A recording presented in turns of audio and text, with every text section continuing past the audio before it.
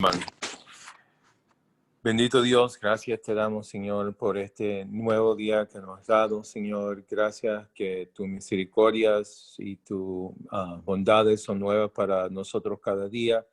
Y te damos gracias, Señor, que podemos unirnos por estos medios, Señor, en Amén. diferentes ciudades, diferentes partes del mundo, poder ver a nuestros hermanos, sus rostros y poder compartir, Padre, de tu palabra, Señor, usando al hermano Alex. Te pedimos que lo uses en esta mañana, Señor.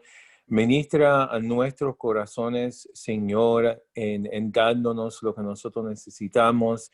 Y Amén. gracias te damos, Señor, que estando en esta situación que estamos con el COVID, en sí, Señor, se ha vuelto una gran bendición para tus hijos poder tener estos tiempos, Señor, durante la semana con diferentes hermanos trayendo tu palabra, Señor, y ha sido una bendición y te damos las gracias por ello, Señor. Bendice a cada uno de mis hermanos y hermanas que están en esta clase en esta mañana. Tú sabes sus necesidades y pido, Señor, que tú suples a cada uno y les ministres a cada uno en una manera muy especial. Por Cristo Jesús te lo pedimos. Amén. Amén. Estamos siguiendo el mismo fin, o estamos tratando de ir hacia el mismo fin en relación a cuál es la posición y la proyección del pueblo de Dios en estos días que estamos viviendo. No podemos simplemente tomar la actitud de existir o de sobrevivir, pero la iglesia tiene una misión y yo creo que ese es uno de los retos principales que tenemos como pueblo de Dios. Y así como estudiamos la adoración que transforma, que cambia, porque esto es una serie de estudios y todo va a lo mismo. En esta mañana yo quiero compartir con ustedes escrituras de las que se ha predicado mucho en los últimos años, al punto de que se pueden volver tan familiares que realmente no estudiamos la profundidad de lo que se dice, y es en relación a la iglesia de la Odisea. Y este estudio le vamos a poner el título La verdad de la Odisea, porque en muchos lugares esto se ha predicado, predicado. Yo creo que en los últimos 50 años ha sido un tema favorito de pastores y predicadores, y hay diferentes opiniones, diferentes proyecciones, pero por lo regular hay algo que tienen en común, Entonces, yo no voy a terminar la clase hoy, porque hay mucho material aquí, y quizás lo tengamos que dividir en dos partes. Esto está en Apocalipsis 3, versículo 14 al 22, y repito que si me quieren interrumpir para hacer una pregunta, siéntanse con completa libertad. Si hay algo que no entienden, si hay algo que quieren añadir, pues estamos aquí para ayudarnos unos a los otros y para aprender. Por lo tanto, esto no es un monólogo, yo no quiero que sea un monólogo, pero quiero que ustedes compartan, y eso es bueno.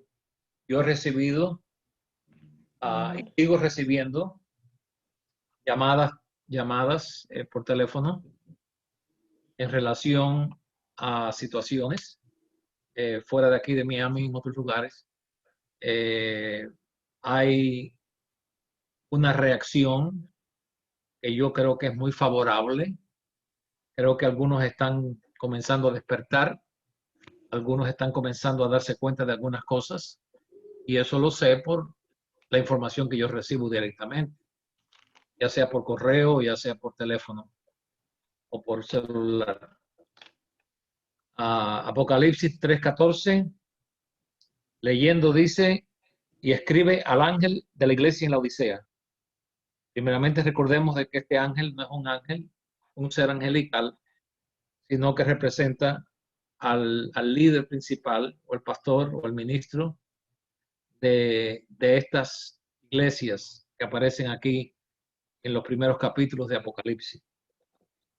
Y escribe al ángel de la iglesia en la Odisea, he aquí el amén, el testigo fiel y verdadero.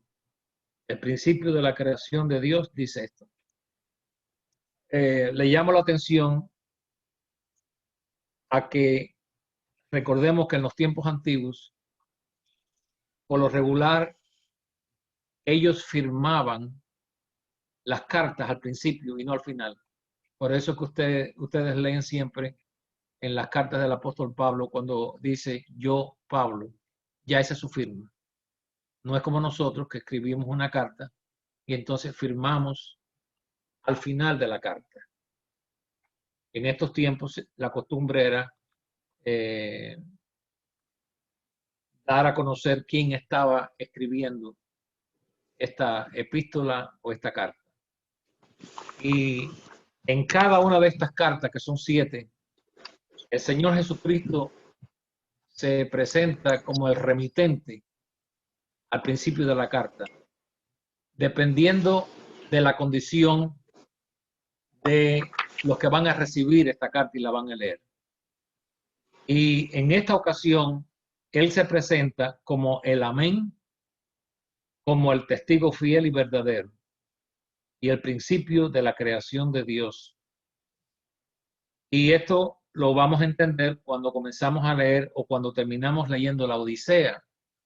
Había necesidad de un testigo fiel, había necesidad de un amén, de una confirmación de ciertas cosas. Y Él les trata de mostrar a ellos desde el comienzo de que Él es el verdadero testigo, de que Él es el verdadero amén, de que Él es el principio de la creación. Y entonces Él dice en el 15, yo conozco tus obras, que ni eres frío ni caliente. Ojalá fueses frío o caliente, pero por cuanto eres tibio y no frío ni caliente, te vomitaré de mi boca. Porque tú dices, yo soy rico y me he enriquecido y de ninguna cosa tengo necesidad, y no sabes que tú eres un desventurado, miserable, pobre, ciego y desnudo. Por tanto, yo te aconsejo que de mí compres oro refinado en fuego para que seas rico y vestiduras blancas para vestirte y que no se descubra la vergüenza de tu desnudez. Unge tus ojos con colirio para que veas. Yo reprendo y castigo a todos los que amo. Sé pues celoso y arrepiéntete. He aquí yo estoy a la puerta y llamo. Si alguno oye mi voz y abre la puerta, entraré a él y cenaré con él y él conmigo. Al que venciere, le daré que se siente conmigo en mi trono, así como yo he vencido y me he sentado con mi Padre en su trono. El que tiene oído, oiga lo que el Espíritu dice a las iglesias. 7 cartas a 7 congregaciones localizadas en Asia Menor.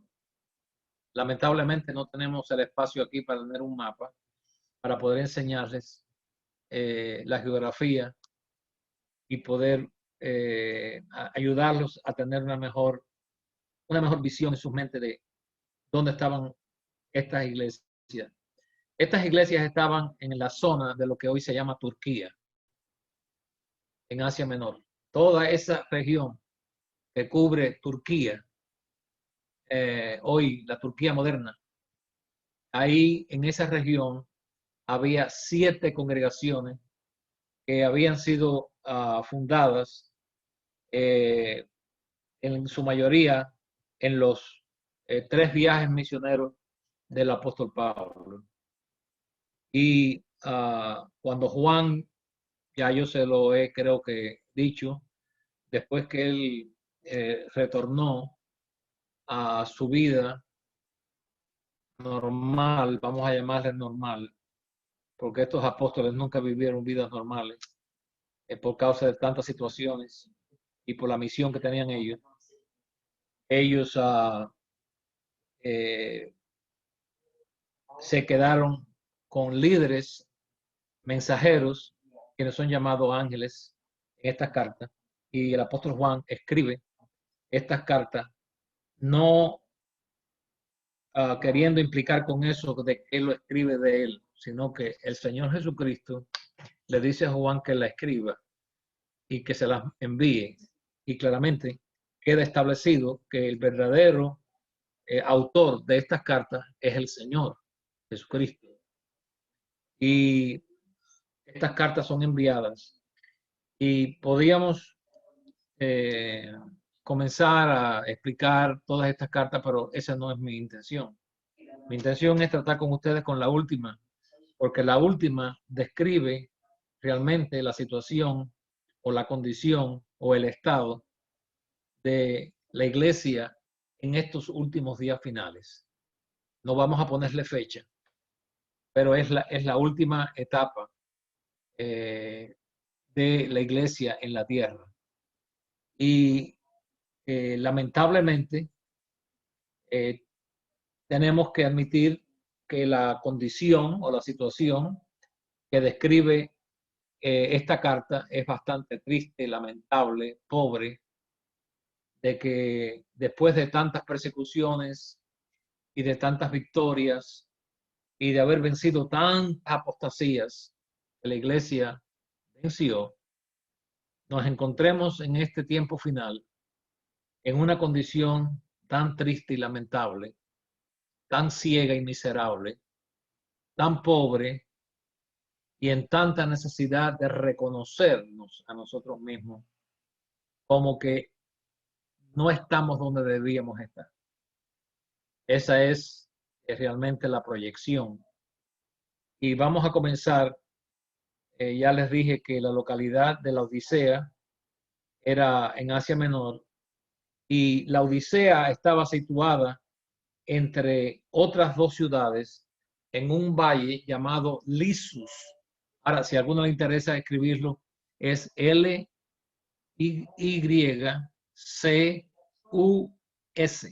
Lisus. Era como un valle.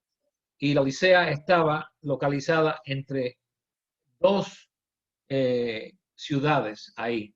Y esto lo vamos a ver en cómo en las cartas del apóstol Pablo, cuando él menciona la Odisea, pero él también menciona a estas ciudades que estaban cerca de la Odisea.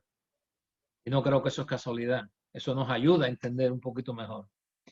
Now, la Odisea recibe una fuerte reprensión del Señor Jesucristo. Y las palabras del Señor Jesucristo son: ojalá que fueses frío o caliente, pero eres tibio y te vomitaré de mi boca. Ahora, esa declaración ha sido causa de interpretaciones. Yo soy el primero en admitir que por muchos años yo no me sentía satisfecho con ciertas explicaciones en relación a mejor es que fueras frío o caliente. Ojalá que fueses frío. Bueno, sí. Y eso significa malo. Entonces, ¿por qué razón Dios va a preferir de que uno esté frío ya, como si estuviera muerto? O que fuera caliente, lleno del Espíritu de Dios. Pero por cuanto era tibio, dice aquí en la Escritura, el Señor le dice que lo iba a vomitar de la boca. Él preferiría ese tipo de explicación. Puede traer dudas a la mente si uno estudia la Escritura. ¿Por qué Dios va a preferir de que uno esté en una situación tan mala como es frío? ¿Por qué Él va a preferir eso? Ojalá que fueses frío. Pero gracias a Dios por su Espíritu, que Él nos sigue ayudando y guiando.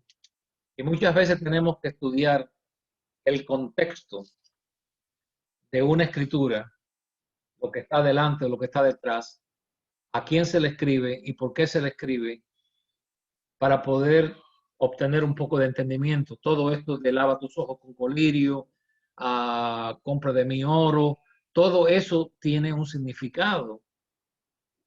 Cosas que estaban ocurriendo literalmente en la Odisea. Y para hacerlo quizás mejor aceptado o mejor entendido, el Señor utiliza condiciones y situaciones que existían en la ciudad para hablarle a ellos de su necesidad espiritual. No sé si me entienden. ¿Me entienden hasta ahí? ¿Hay alguna pregunta? Las tres ciudades que existían en esa zona de este lugar que ya les dije eran Hierápolis, se la voy a deletrear, H, I, latina, en puntico arriba, E, R, A, con acento en la A, P de Pedro, O, L, I, latina, S, Hierápolis. Me la repite la que deletreo, por favor, hermano. H, I, E, R, A, P, O, L, I, S. Ya pues. Okay. De acuerdo a la historia, alguien que estuvo en esa zona después de la muerte del apóstol Pablo, entonces, fue el apóstol Felipe. Felipe estuvo en esa zona. En esta zona, o mejor dicho, en esta ciudad de Hierápolis, había una puerta inmensa con 3 arcos, que es lo que daba la entrada a esta inmensa ciudad. Yo pude adquirir un poco de conocimiento. Yo no sé si ustedes saben que cuando yo me jubilé como el pastor de la congregación en Miami, los hermanos me hicieron un regalo y fui a Alemania porque mi esposa tiene familia en Alemania. En Alemania vi cosas que me conmovieron mucho porque pude ver mucho de la historia de Martín Lutero. Pero en Grecia pude estar en Corinto, en el área de Éfeso, Atenas, estuve en el mismo lugar donde estuvo el apóstol Pablo. Toda esa zona me impresionó mucho porque yo pensé, estoy parado más o menos en el mismo lugar que el apóstol Pablo estuvo cuando él predicó aquel poderosísimo mensaje, cuando él dijo, yo veo que ustedes son muy religiosos y que inclusive tienen un templo a un Dios que le han puesto un letrero que dice el Dios no conocido. Y yo no podía imaginar lo que el apóstol Pablo pudo haber sentido en ese momento, pero cuando yo me paré allí, en inglés se llama Mars Hill, el Areópago. El Areópago era como una pequeña loma donde había como un lugar donde los filósofos discutían temas religiosos y filosóficos.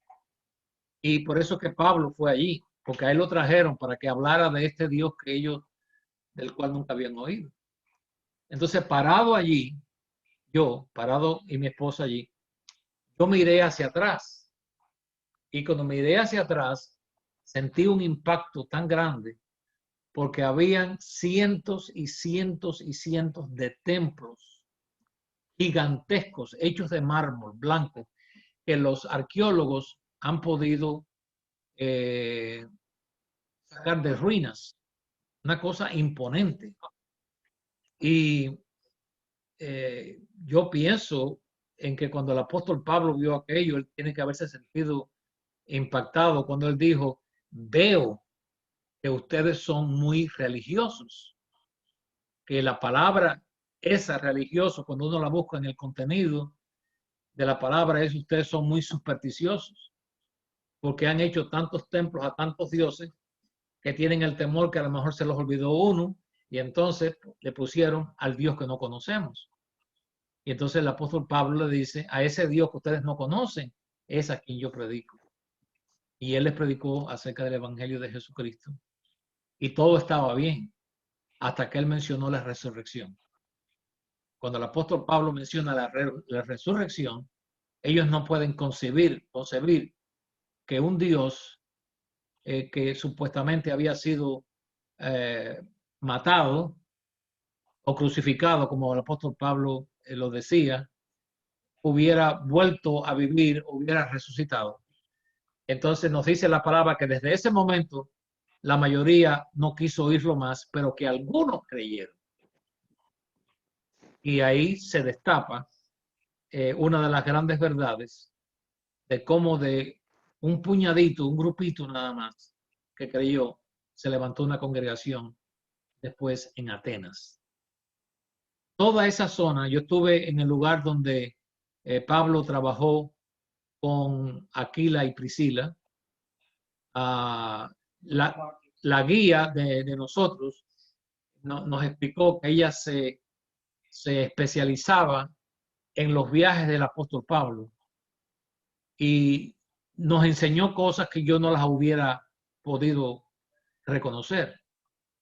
Y una de las cosas que ella nos decía es, no pueden ustedes imaginar el olor a por ejemplo, a carne de carnero siendo asada, la bulla de los mercaderes, las tiendas donde el apóstol Pablo trabajó con sus propias manos haciendo tiendas, nos dice la palabra de Dios, que era su oficio. Todo judío tenía que tener un oficio. Y ese fue el oficio que él tuvo cuando fue niño, que aprendió. Pero bueno, todo esto se lo digo, porque cuando yo leo las cartas del Apocalipsis, me ayuda a entender un poquito el ambiente en el que ellos se desenvolvían. Y esas calles de esa plaza o de ese lugar de negocio, impresionante, porque el suelo todo era de mármol. Ellos no estaban caminando arriba de piedras o arriba de polvo o de tierra, era mármol todo. Y a lo largo de esa calle que desembocaba en el río, perdón, en el mar, donde el apóstol Pablo llegó ahí, a ese lugar, porque enseña el lugar donde él desembarcó.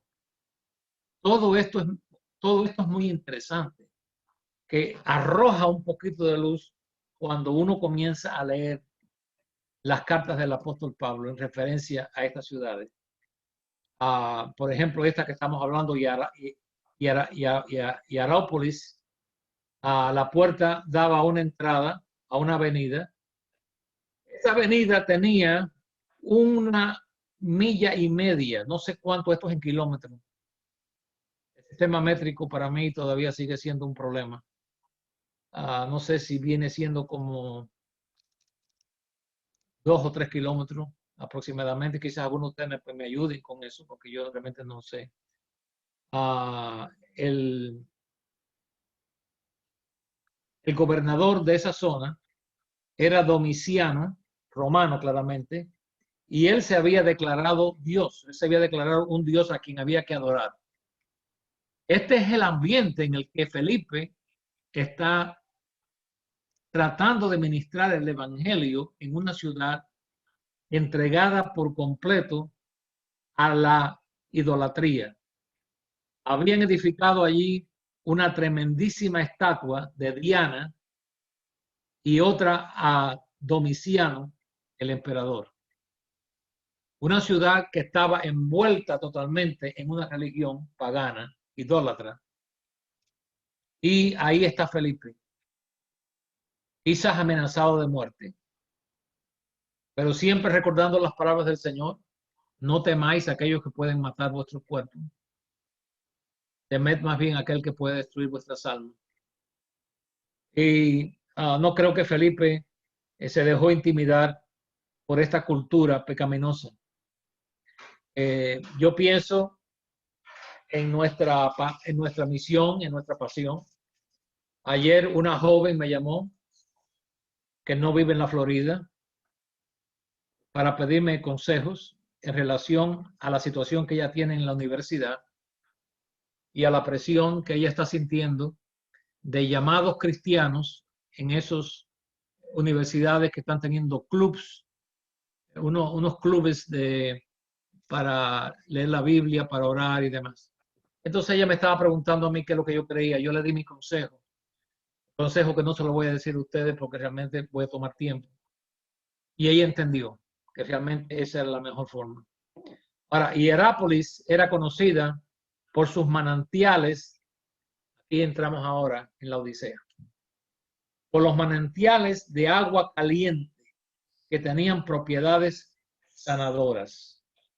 Y muchos viajaban a Hierápolis para tener tratamientos con esta agua caliente de manantiales para tratar sus problemas de artritis, de la piel y con problemas digestivos.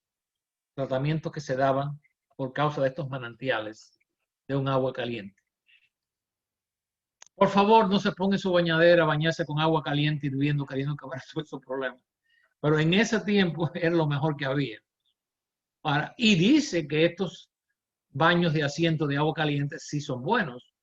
Yo nunca los he tratado, por si alguno de ustedes lo quiere tratar y después me lo comunica a mí, pues ya lo consideraré. Cerca de los depósitos de esta agua caliente estaba el templo de Plutonio, donde había un hueco, abismo, llamado la puerta del infierno. Todo esto nos ayuda. He aquí edificaré mi iglesia y las puertas del infierno no prevalecerán contra ella. ¿Había un templo a quién, perdón, pastor? ¿Al Dios qué? Este templo a Plutonio. A Plutonio, gracias. Plutonio. Un templo, estamos hablando de grandes estructuras. Había un teatro, sentaba a miles de personas. Fíjese en esos tiempos. A pesar de todo esto, la iglesia en Hierápolis prevaleció por la pasión caliente que tenía. Volvemos aquí ahora a la Odisea. Ojalá fuera caliente.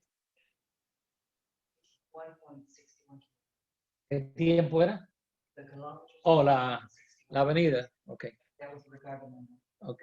Gracias, hermano, por la información de los kilómetros. Ahora bien, así podemos atar las escrituras. Así podemos atarlas. Dios utiliza una situación física, una situación literal, para dar una lección a la Odisea. Déjeme, a veces yo invento palabras. Me han acusado, usted está inventando palabras. Digo, bueno, todas las palabras que existen alguien las inventó, porque de alguna forma salieron. Así que si con esta palabra yo puedo ayudar a alguien, pues yo la voy a utilizar. Ok. Él compara esta situación y lo que les está diciendo a ellos es, a la Odisea, yo prefiero que ustedes sean como Hierápolis, que tiene agua caliente, que ustedes fueran calientes, que la pasión de ustedes fuera semejante a esa agua caliente. Porque esa agua caliente que vivifica, que sana, que ayuda, pues si la iglesia es caliente, pues entonces va a poder ayudar a su comunidad, a su ciudad, etcétera, etcétera, inclusive al mundo. Ojalá que fueras caliente. Ahora, en esa ciudad había otra ciudad que usted va a leer en el Nuevo Testamento que se llamaba Colosas. Ustedes conocen la carta a los colosenses, escrita por el apóstol Pablo. Colosas. Colosas era diferente a Hierápolis. Colosas estaba rodeada por montañas que siempre estaban cubiertas por nieve y hielo. Esto producía cientos de arroyos y manantiales de agua muy, pero muy fría. Había un dicho que decía el agua fría de Colosa en esos tiempos. ¿Por qué? Porque mientras otros preferían los tratamientos del agua caliente de Hierápolis, habían otros que preferían las aguas vigorizantes, animadora, refrescante, alentadora de Colosas. Y personas tomaban vacaciones para ir a estas aguas frías. Yo creo que todavía eso se practica hoy en algunos lugares en Siberia, en Rusia y otros países donde hay lagos y ríos que están semicongelados y personas se bañan en estas aguas que uno definitivamente dice yo no haría eso, y se dan estos baños de agua helada por cómo refresca el cuerpo. Y hay algo que yo he leído en los manuales de salud donde dice que muchas veces hay situaciones que tiene nuestro cuerpo por la temperatura caliente que tenemos nosotros. Quizás la hermana Mel haya leído esto o me puede ayudar algo a mí. En una temperatura caliente dentro del cuerpo, no es fiebre, pero que hay una situación en manuales médicos que dicen que esto puede ser a veces la causa de problemas físicos que una persona que tiene por causa de un calentamiento interno que hay. Si es verdad o no es verdad, yo no tengo un título para decir ciertamente eso es así, pero eso es lo que yo he leído y no me sorprende de que en esos tiempos había cierto conocimiento donde personas iban a bañarse en esas aguas frías, vigorizantes, que eran para el bien de la salud de muchas personas en esos tiempos. Ahora, eso me recuerda a mí las palabras del Señor Jesús cuando Él dijo, el que cree en mí, como dice las Escrituras, de su interior correrán ríos de agua viva. Agua viva es un agua que se mueve, no un agua que está posada ahí. Entonces, esta agua fría que vivificaba, esta agua caliente que sanaba, nos ayuda a entender un poquito mejor ahora. Ojalá fueses frío o caliente. Ojalá fueses como Hierápolis o como Colosas, pero eres tibio. ¿Por qué? Porque la Odisea, que era la más rica y próspera de las tres ciudades, era la más rica de todas, era famosa por tres cosas. Por su famosa lana negra, una lana de ovejas que eran de una lana que era negra. Ellos eran famosos por trabajar con este tipo de lana. Era también famosa por la producción de colirio para los ojos. Muchos iban a la Odisea para tratar sus ojos, que en esos tiempos se usaba el colirio, y parece que la Odisea ganó fama por personas que tenían problemas con sus ojos e iban allí para tratamientos. Otra cosa, la Odisea tenía uno de los centros bancarios más importantes de toda esa región. Mire, hermano Miguel, siento que no pudiste haber tenido un trabajo ahí, porque es mejor que yo creo que el que tienes del Banco Popular. Oh, pero sí. Era conocido, era un centro bancario. Ahora, todas estas cosas las leemos aquí simbólicamente en la carta de la Odisea. A pesar de que tenía un tremendísimo negocio próspero de lana negra y la producción de colirio o coliro, como algunos dicen, y un centro bancario, la Odisea tenía un problema y era que sus aguas eran malas. Sus aguas eran malas por causa de una cantidad de minerales. Estos minerales en este acueducto producía muchos problemas a aquellos que no estaban acostumbrados.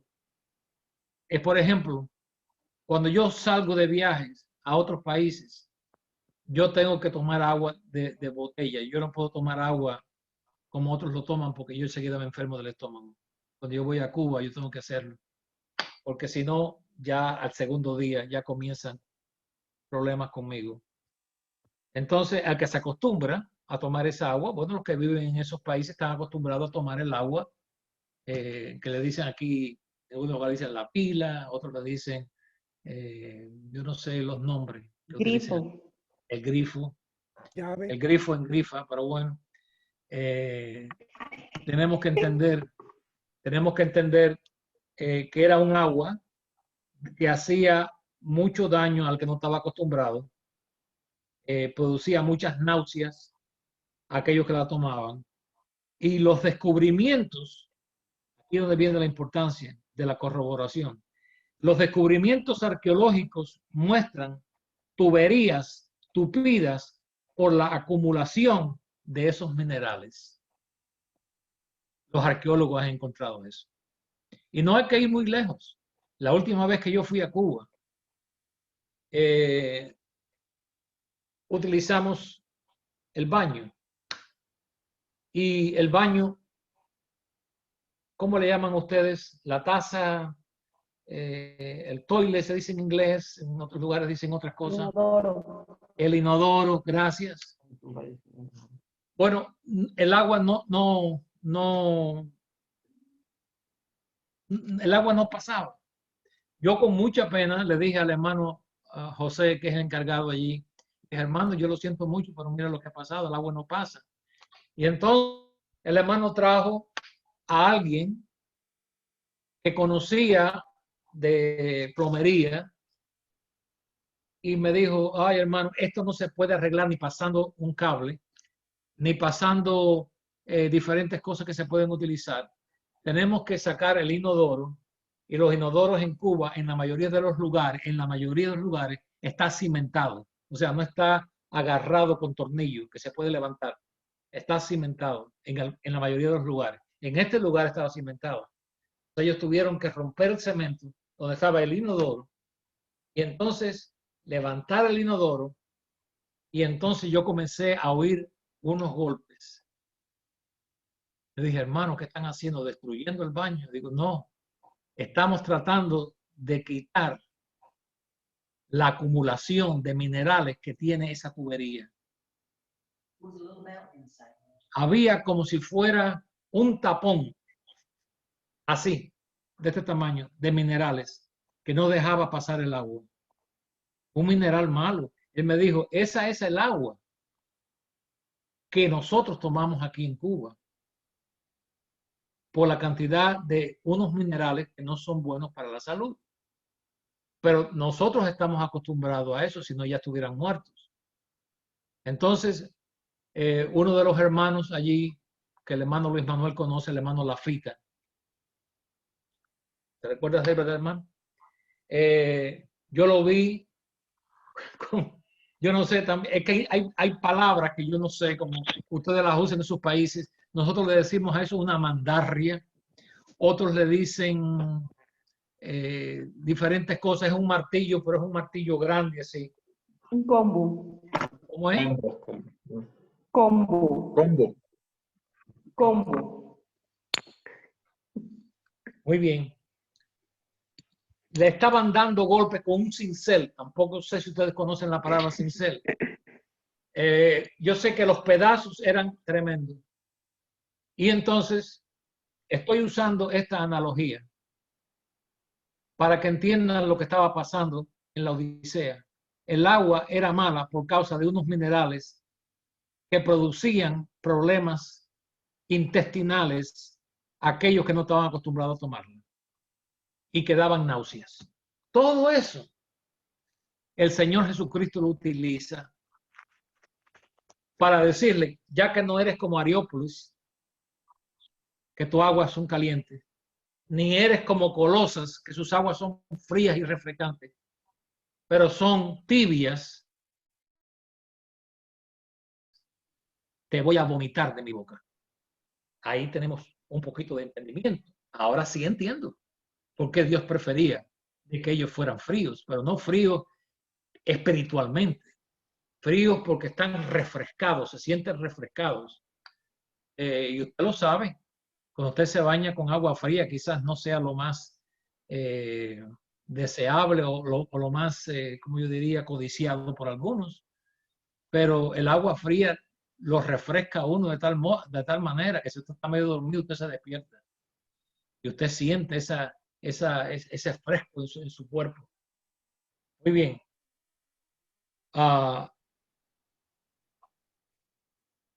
La Odisea era tan rica que le decían al emperador que a veces quería ayudarlo. Es como si el presidente de un país le dice a una ciudad, mira, tenemos una cantidad de dinero extra, queremos ayudarle. Y la Odisea decía, no necesitamos, nosotros somos ricos. Y eran ricos literalmente. Así que la ayuda que el emperador le quería dar, la ayuda financiera, la Odisea no lo necesitaba. Porque ellos decían, la ciudad decía que ellos eran ricos. Bueno, el Señor utiliza también eso para explicarles a ellos. Por cuanto dices que eres rico y no me necesitas a mí, que yo soy el emperador de emperadores, yo soy el rey de la gloria. Quiero darte riquezas espirituales, pero me estás diciendo que no las necesitas porque tú eres muy espiritual. Estás diciendo que tú eres rico. Sus aguas espirituales no eran saludables en la Odisea. No eran como las de Hierápolis que sanaban, ni tampoco eran frías como las de Colosas que vigorizaban y refrescaban.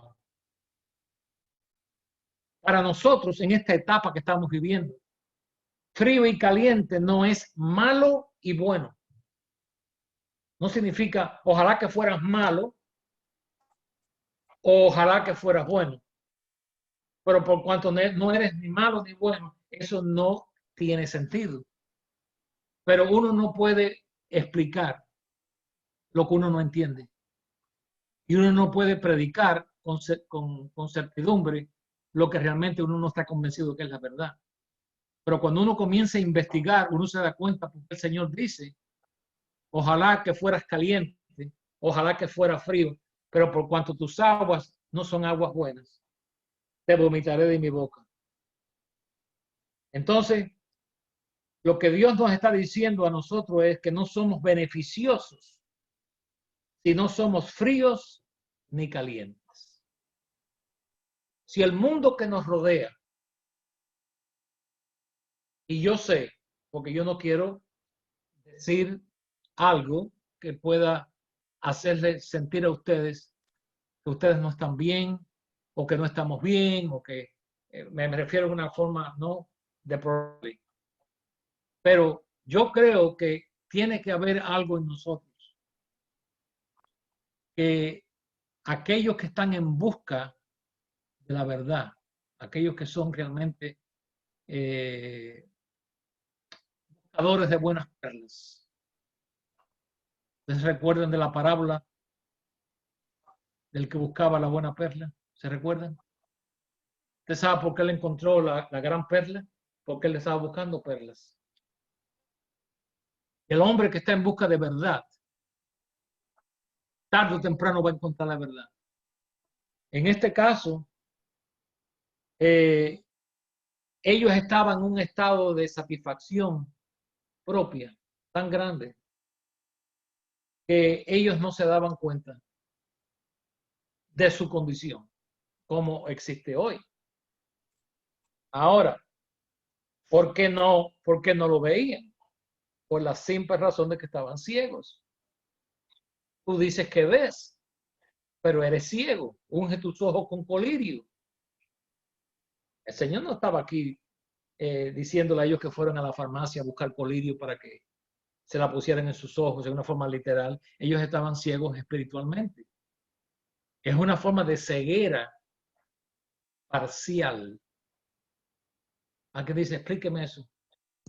Okay. A nadie le interesa saber por qué yo digo parcial. Vamos a 1 de Pedro, el capítulo 1, versículo 9, para poder entender. Estar ciego no es estar 100% ciegos. Me ayudó mucho a mí a entender. Se lo paso a ustedes. Segunda de Pedro, capítulo 1.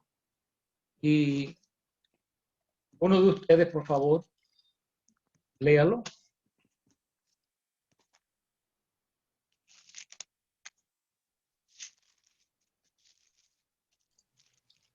Pero el que no tiene estas cosas, Vamos a comenzar con el 5, hermano. vosotros también, poniendo toda diligencia, por esto mismo, añadid a vuestra fe virtud, a la virtud conocimiento, al conocimiento dominio propio, al dominio propio paciencia, a la paciencia piedad, a la piedad afecto fraternal y al afecto fraternal amor. Porque si estas cosas están en vosotros y abundan, no os dejarán estar ociosos ni sin fruto en cuanto al conocimiento de nuestro Señor Jesucristo. Pero el que no tiene estas cosas tiene la vista muy corta, es ciego, Ahí está. habiendo olvidado la purificación de sus antiguos pecados. Ahí está. Vista corta. La vista corta no es una ceguera total, donde todo es oscuro.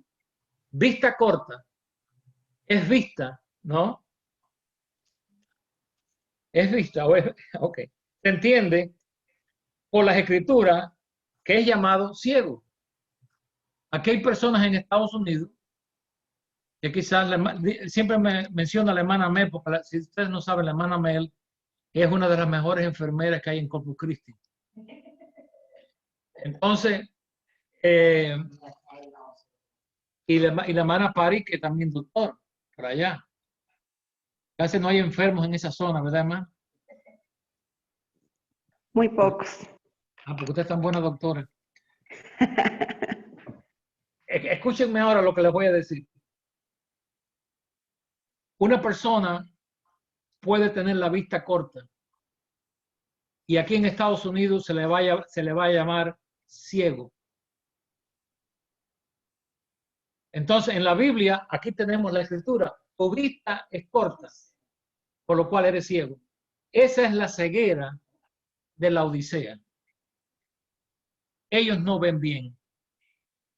No ven su propia condición. Una vez tratando yo de explicar de todas estas situaciones que tenía la iglesia en la Odisea, de todos estos llamados, vamos a llamarles faltas, imperfecciones o inclusive hasta pecados, podemos decir.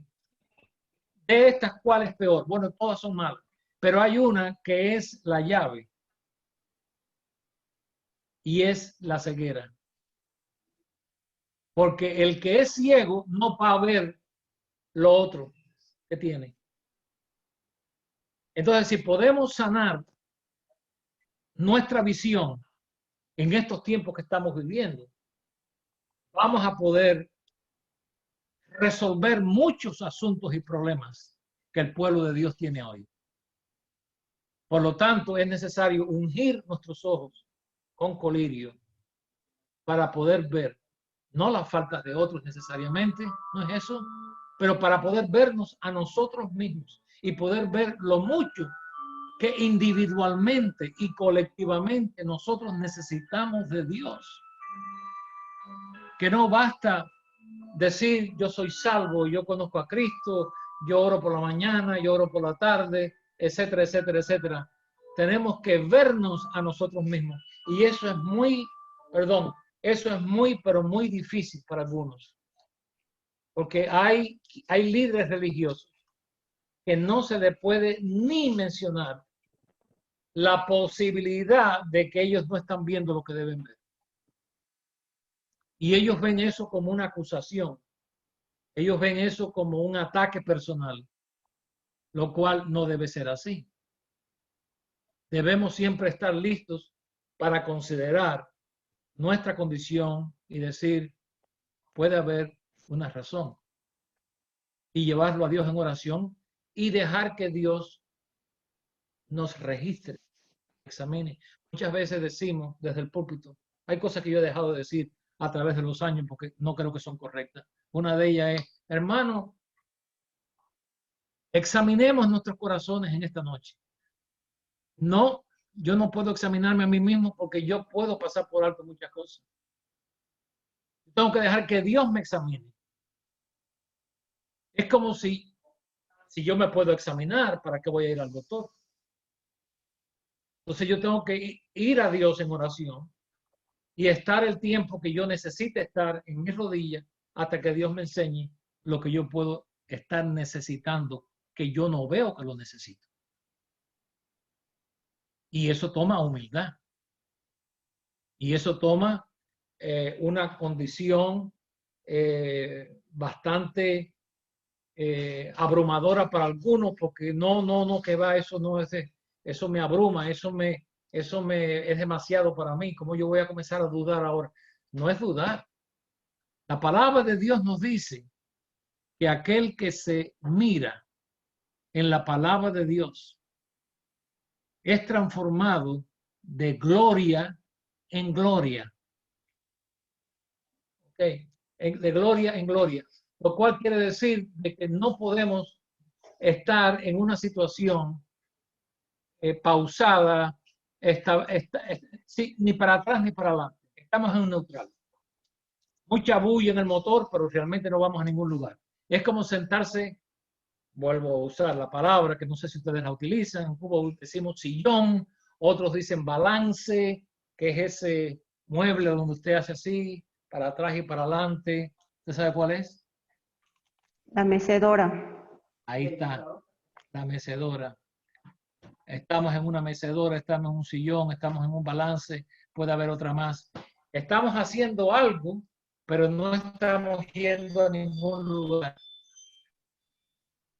Y yo creo que el pueblo de Dios ha estado en una mecedora, en un balance, en un sillón por demasiado tiempo, porque nos hemos conformado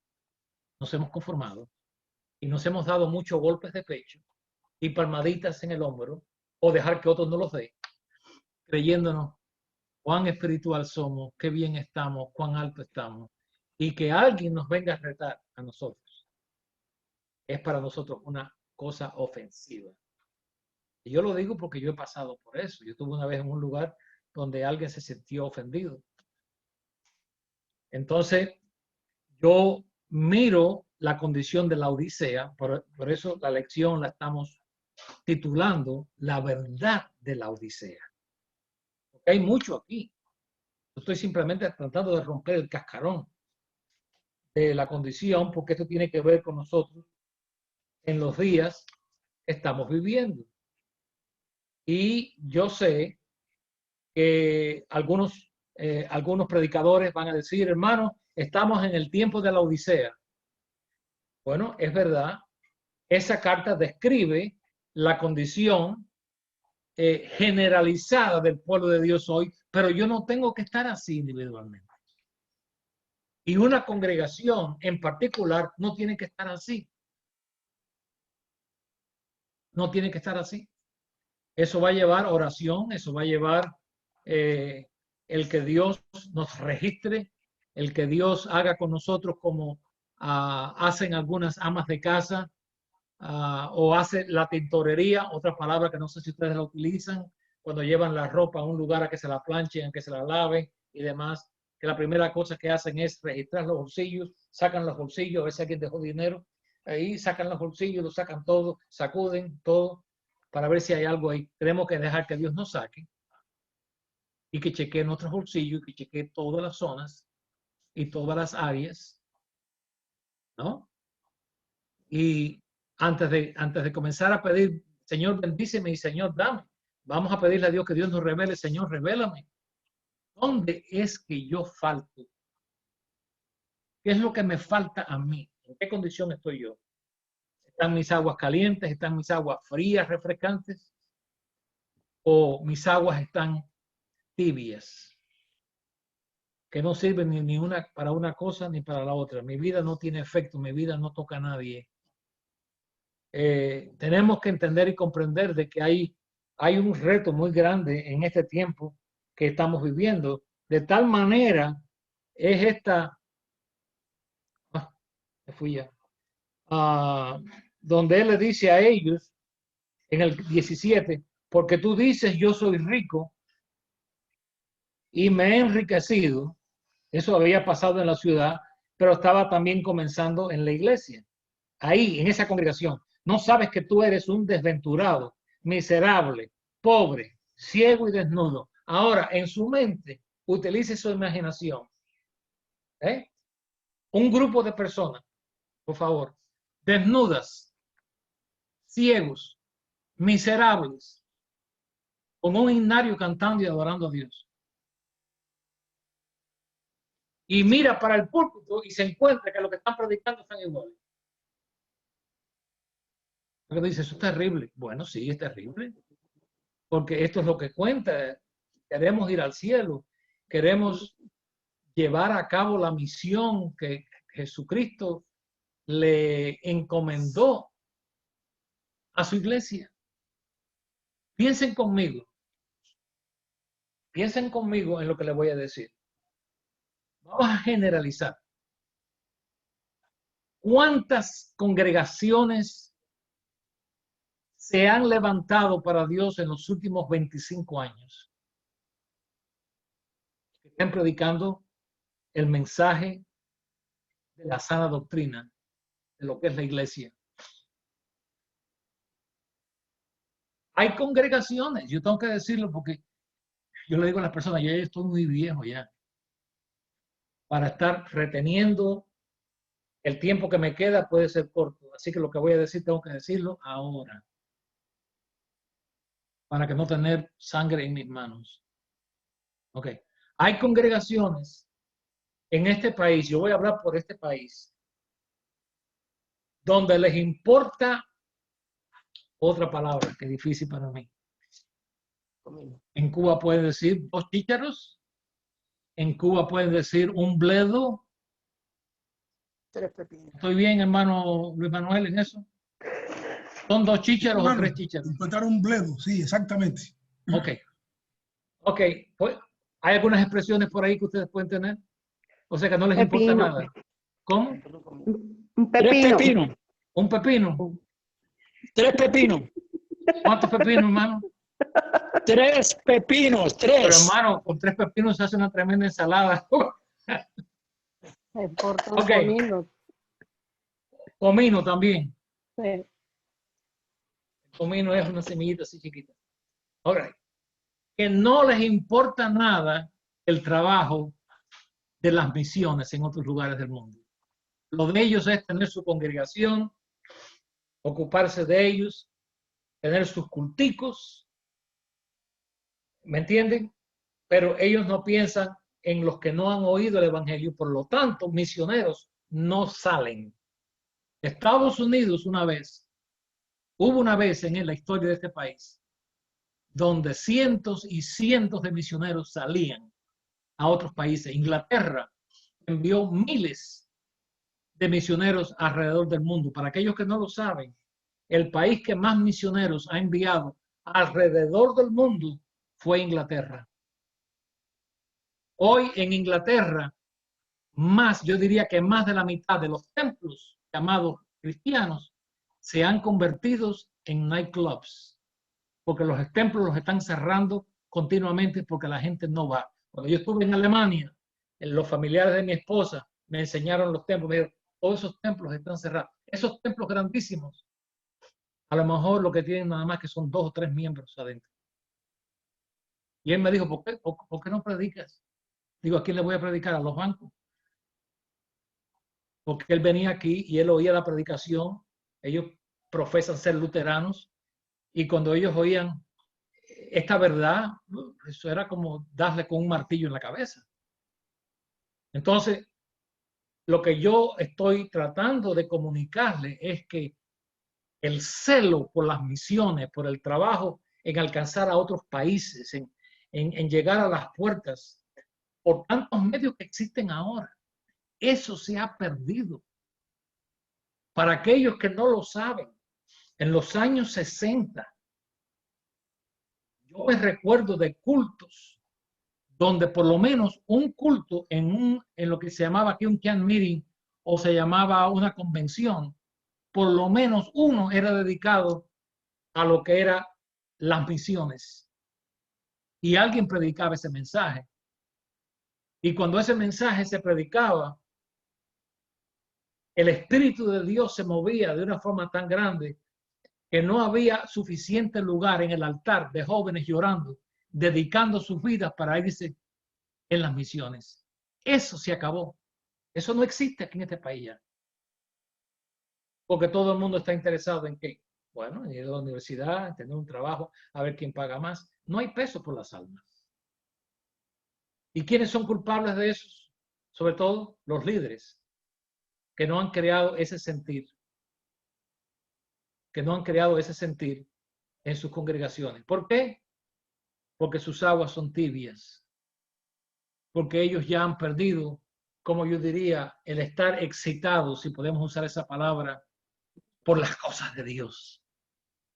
Ya las cosas de Dios no excitan, no sacan lo mejor de nosotros. No hay anticipación. Voy a oír la palabra de Dios. Me voy para el templo. No, es que estamos cansados ya. Porque en la mayoría de los casos se va a oír lo mismo. No hay unción de Dios. Estoy hablando generalizando. Generalizando.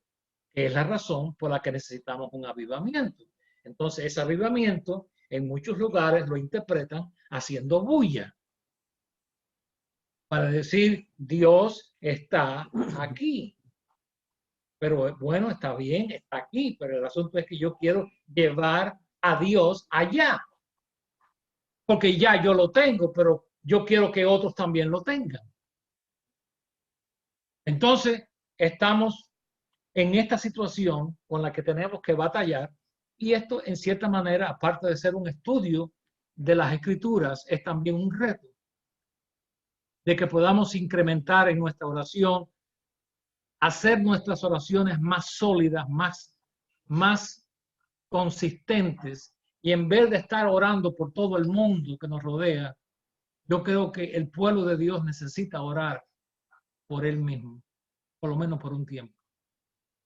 Que Dios nos lleve a ese lugar donde nuestras aguas puedan estar frías, refrescantes o calientes, que sanen. Porque realmente, hermanos, si seguimos como vamos siguiendo en 20 años más de esto mismo, vamos a llegar al lugar donde esta nueva generación de los millennials, que es como se le llama a esta nueva generación de jóvenes, que se llaman los millennials, no queremos tirarle basura a los millennials, pero ya hay otra generación que está pasando a los millennials, que no sé si le llama ahora la generación X, creo que es como se llama, que es un extremo donde estamos entrando y todo eso se está filtrando dentro de los templos.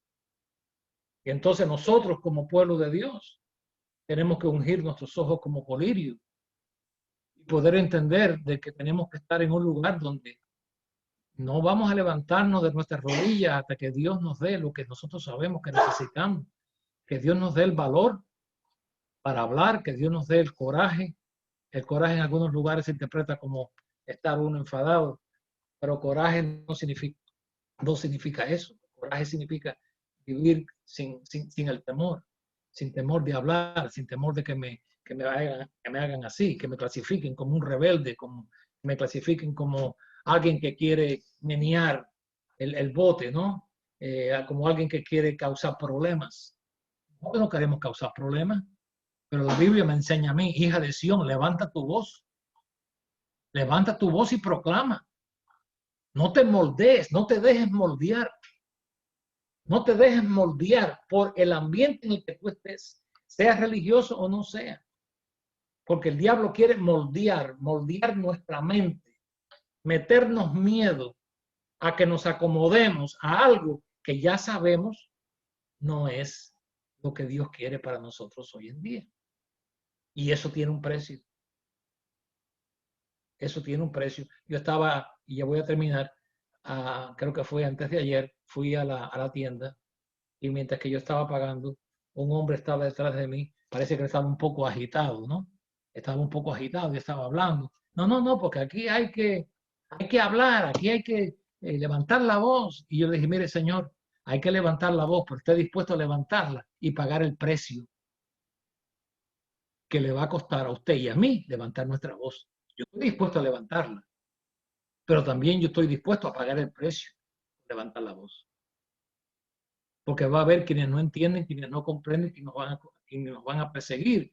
Inclusive hay cristianos que nos van a perseguir. ¿Okay? Porque quieren moldearnos. Y si no nos moldeamos a lo que ellos han diseñado, entonces van a decir que nosotros somos rebeldes, que somos esto, que somos aquello. Yo estoy dispuesto a hacerle frente a eso, porque que me va a juzgar a mí es Dios, no el hombre. Así que con eso terminamos hoy. Dispénsenme que me he ido más allá. Pero si hay alguna pregunta, yo estoy dispuesto a contestarla, a tratar con ella unos minutos, si quieren, si lo desean, si lo necesitan.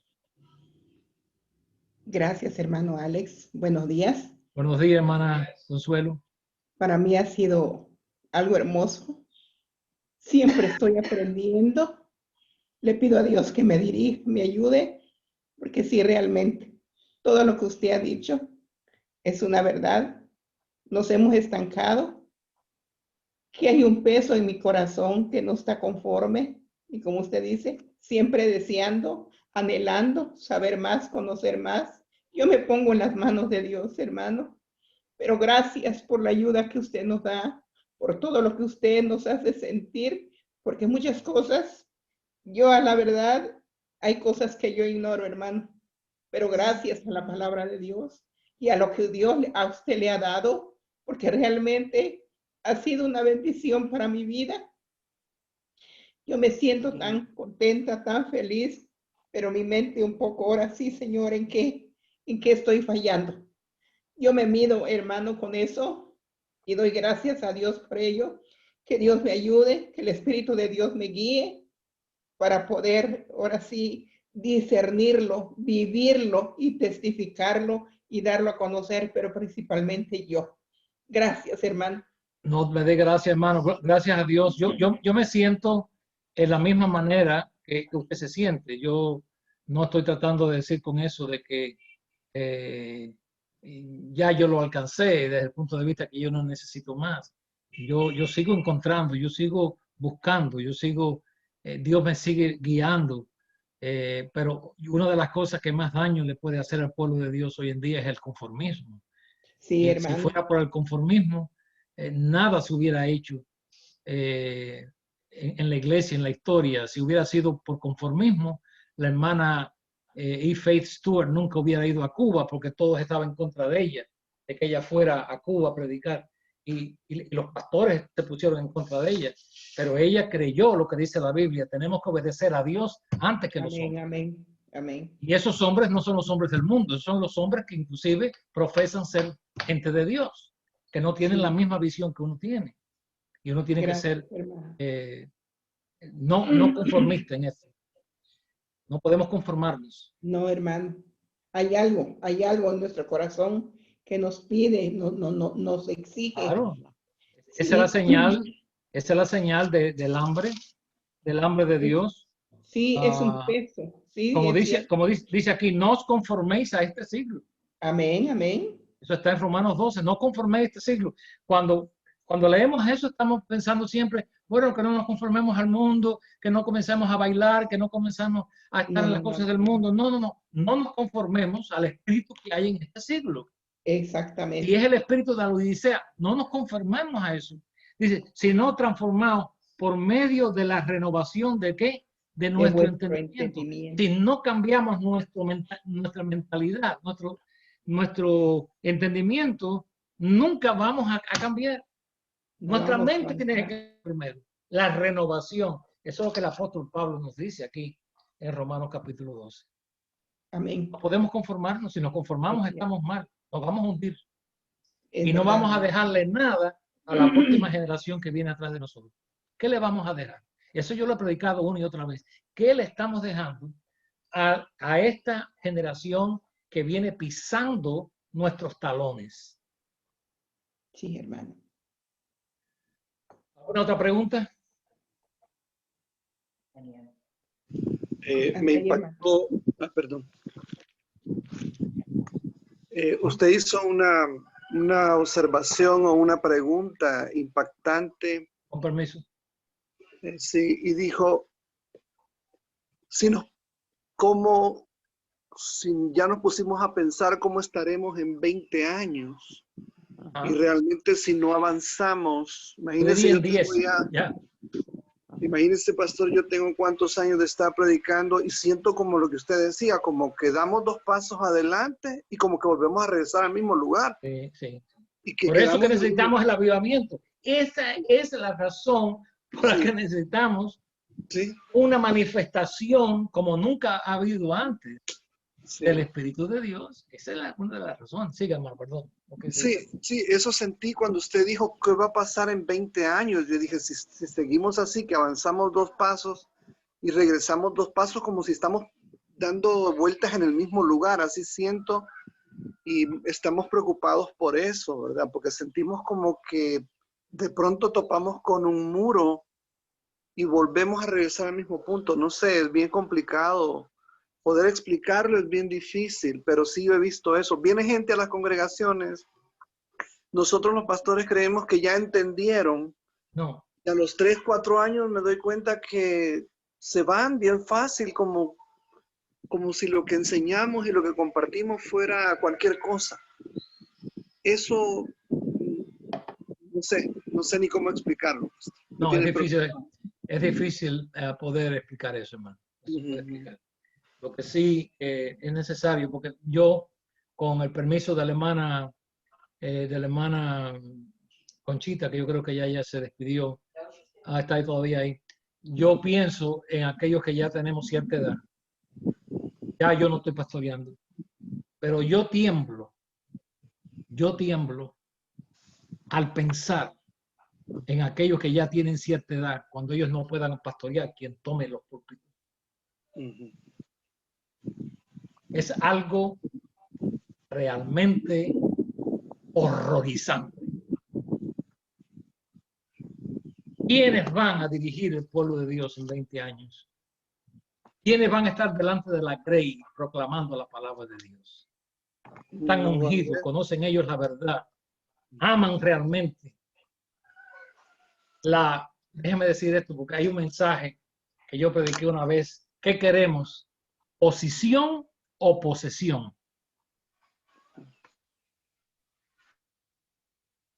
Posesión significa poseer a Dios en toda su gloria o la posición de ser un líder. Hay quienes nunca van a dejar su posición de líder hasta que se muera, aunque la congregación sufre. Alguien me dijo una vez a mí, hermano, ¿por qué razón usted rindió su pastorado? Y yo sé que aquí hay razones por las que, por ejemplo, la hermana Conchita está haciendo una obra que Dios la bendiga y la fortalezca, porque Dios la está usando grandemente. Pero quiero aclarar este punto. Cuando alguien me preguntó eso a mí, yo le dije, yo tengo que darle lo mejor que yo pueda a la congregación. El día que no se lo puedo dar, ya. Yo no puedo, como yo diría, abrazarme a una posición. Sí, alguien dice aquí un capricho. Sí, no. Porque aquí lo importante es la obra de Dios, no soy yo. Amén. Y realmente hoy en día me veo quizás hasta más ocupado que algunos años atrás. Porque hay un hambre por ciertas cosas que no se oyen. Así que Dios nos ayuda a todos nosotros. Oremos, sigamos orando. No vamos a terminar esto como si fuera un velorio con velas y tristes y compañeros llorando, pero necesitamos que esta Abierto para despedirnos. palabra pueda penetrar, nos haga pensar, nos haga orar con más peso, con más entendimiento. Y sí, y estamos mirando a una generación fresca, nueva, que está entrando y que van a tener, ahí mismo en Honduras tenemos una semilla que se están levantando. Dios los guarde, los ayude y los dirija. Y en Cuba también existe, pero vuelvo a hacer la pregunta. Dios mío, ¿quiénes van a estar dirigiendo la causa de Dios? ¿Van a estar ellos buscando su posición o van a querer ellos posesión? Posesión de la gloria de Dios. Posesión por, como yo le he dicho a ustedes, volver a enamorarnos de esta verdad, volver a enamorarnos de Jesucristo. Porque no podemos vivir de historias. Lugares que siempre es la historia de antes. No, ya no me hables de la historia de antes. Sí, hermano Ricardo está levantando la mano, creo. Es una mano invisible porque todo está oscuro ahí, pero... No, hermano, no estaba levantando la mano, pero gracias porque, hermano, yo estaba sintiendo eso mismo que usted acaba de decir. Es como ir en un auto que no tiene freno y ve que se acaba el camino, ¿no? Bueno. Entonces uno dice, pero, ¿y ahora? Pero, ¿qué está pasando? Pero, ¿a dónde vamos? Porque, ¿sabes? No veo salida. Hermano, en esta misma semana, yo he tenido llamadas de teléfono, ¿okay? De otro lugar, no voy a decir de dónde. Y yo tiemblo pensando en cómo hay quienes le están lavando el cerebro. Es un lavado de cerebro, pero de una manera tan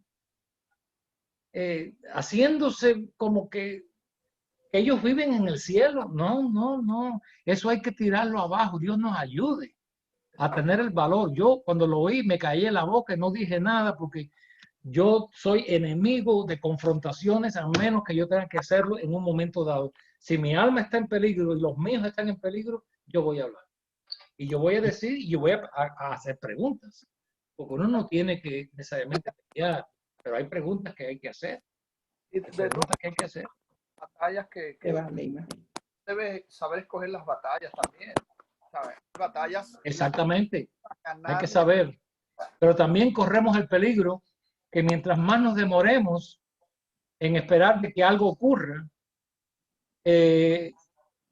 corremos el peligro de acostumbrarnos y que los que están a nuestro alrededor, que quizás necesiten nuestra ayuda, se acostumbren también.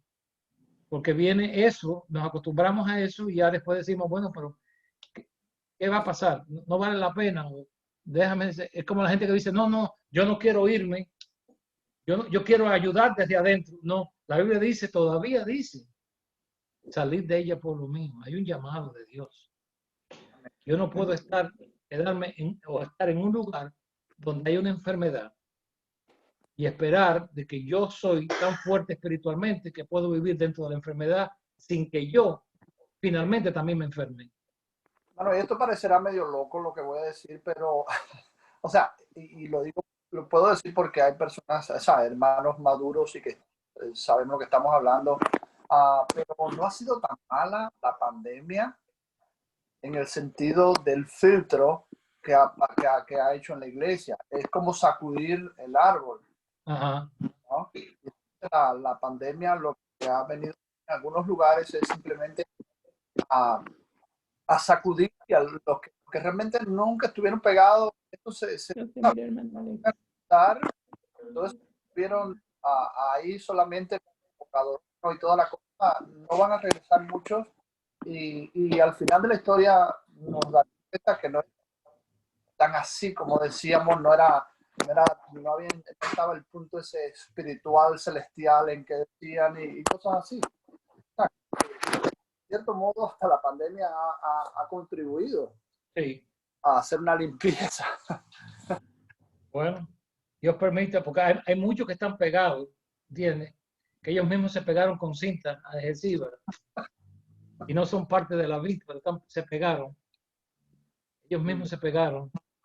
Y yo pienso en que tarde o temprano Dios revelará cosas en la iglesia en general, en Sí. Estados Unidos y en otros lugares también, porque tener el nombre Iglesia de Dios no hace a una congregación la Iglesia de Dios. Tenemos que tener ciertos calificativos, tenemos que tener ciertas cualidades para hacerlo. Y realmente yo tengo ahí cassettes, mensajes de los años 50. Y yo digo, si esas cosas se predicaban hoy, yo creo que la mitad de las congregaciones se quedarían con la mitad de lo que están.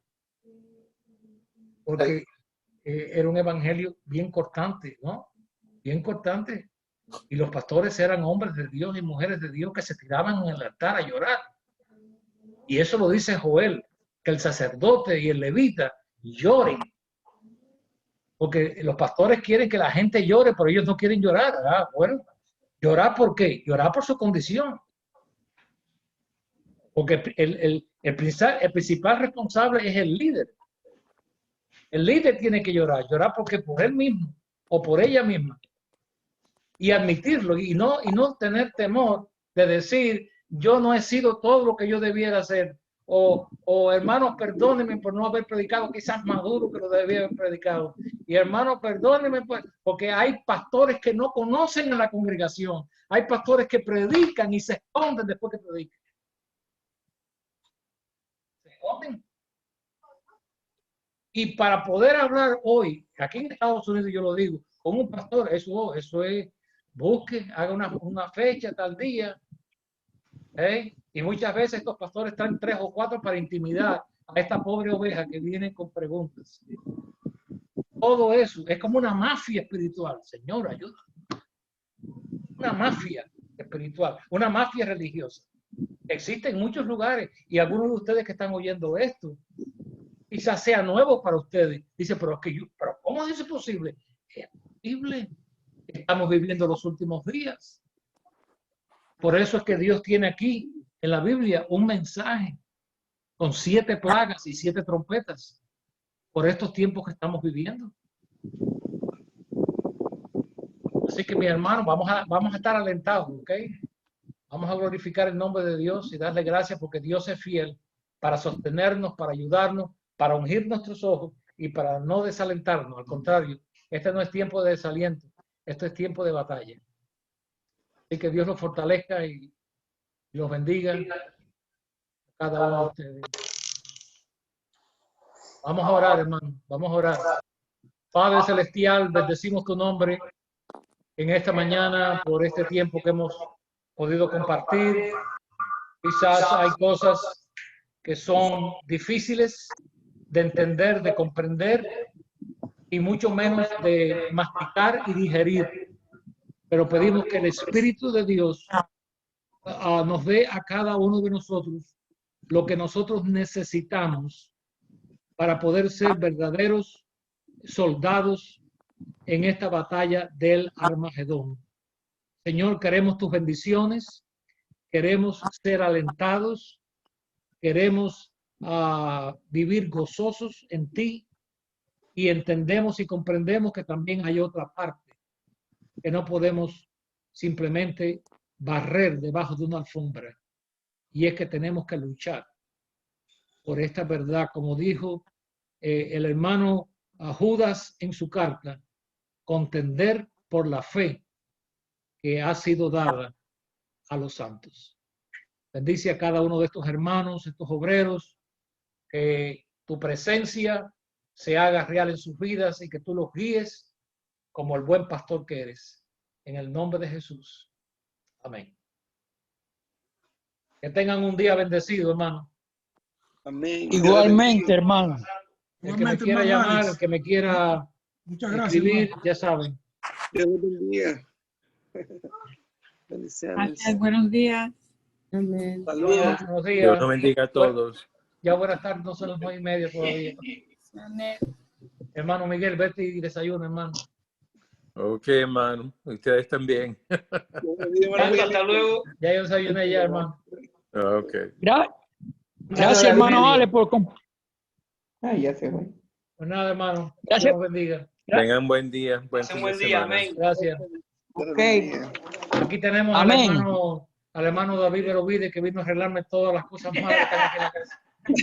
Hermano David, Ana, la quiero mucho.